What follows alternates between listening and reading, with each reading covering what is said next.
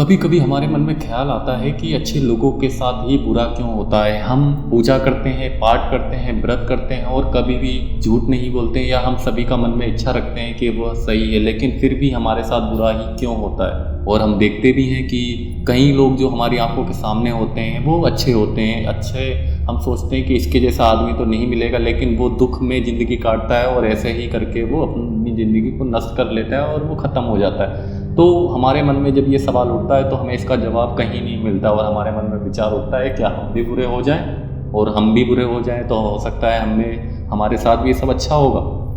तो आज श्री कृष्ण ने बताया है कि आखिर अच्छे लोगों के साथ बुरा क्यों होता है। तो जब अर्जुन ने पूछा कृष्ण से कि बुरा अच्छे लोगों के साथ ही क्यों होता है, तो आज एक स्टोरी है जो आप पूरी सुनिए। जब भगवान कृष्ण से अर्जुन ने पूछा, हे वासुदेव, जो इंसान का भला करता है और इंसान अच्छा होता है, सदैव धर्म के मार्ग पर चलता है, उसे ही मुश्किलों का सामना क्यों करना पड़ता है, हमेशा उसके साथ ही बुरा क्यों होता है। इस सवाल को सुनकर भगवान कृष्ण ने जवाब में अर्जुन को एक कहानी सुनाई। उस कहानी के माध्यम से उन्होंने अर्जुन को बताया कि अच्छे इंसान के साथ बुरा क्यों होता है। तो आइए जानते हैं भगवान कृष्ण की कहानी। एक नगर में दो पुरुष रहते थे। एक व्यापारी जो बहुत अच्छा ही इंसान था, धर्म और नीति का पालन करता था, भगवान की भक्ति करता था और मंदिर जाता था, सभी तरह के गलत कामों से दूर रहता था। वहीं दूसरा व्यक्ति जो दुष्ट प्रवृत्ति का था, वह हमेशा ही अनीति और धर्म का पालन करता था।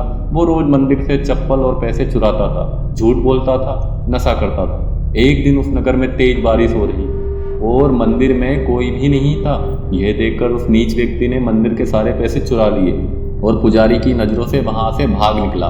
थोड़ी देर बाद जब व्यापारी दर्शन के लिए मंदिर में आया तो उसने वहाँ पे देखा और पुजारी ने उसे देखा तो उसे लगा इसी ने चोरी की, और उसी को सभी लोग बुरा बुला कहने लगे और उसका खूब अपमान हुआ। जैसे तैसे वह मंदिर से बाहर निकला और बाहर आते ही उसे एक गाड़ी ने टक्कर मार दी।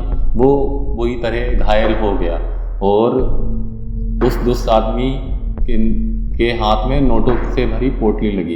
इतना सारा धन देखकर वह दुष्ट खुशी से पागल हो गया। बोला, आज तो मजा ही आ गया।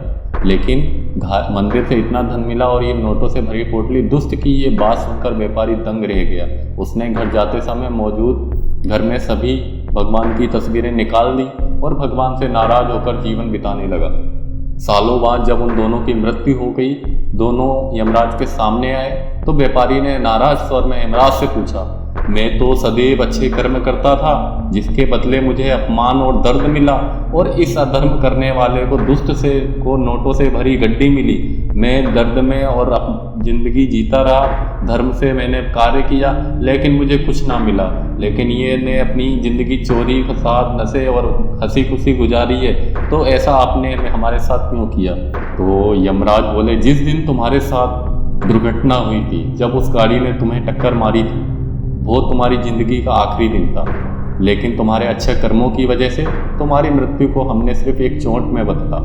वहीं इस दुष्ट को जीवन में राजयोग मिलने की संभावनाएं थी, लेकिन इसके बुरे कर्मों के चलते वो राजयोग एक छोटी सी धन की पोटली में बदल गया।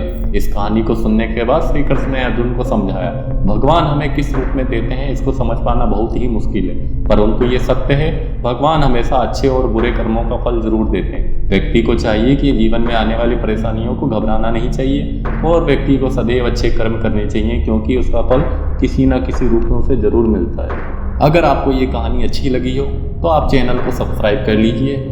मिलते हैं नई वीडियो में।